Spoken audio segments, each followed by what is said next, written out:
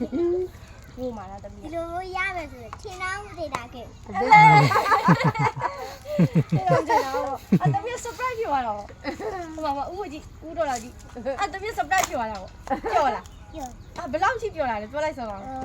တိတ်ထိပြောလိုက် တိတ်ထိပြောသွားတယ်အေးဟဲကလေးကအဲ့လိုတိတ်ထိပြောသွားတယ်ဟဲဒီလိုမျိုး surprise ကို तू ကချစ်တော့မချစ်တော့ဟုတ်တယ်ဟဲပြောသွားတာပေါ့တမီးလေးကအေးဟဲကြော်ကြီးရမ်းပြောသွားပြီ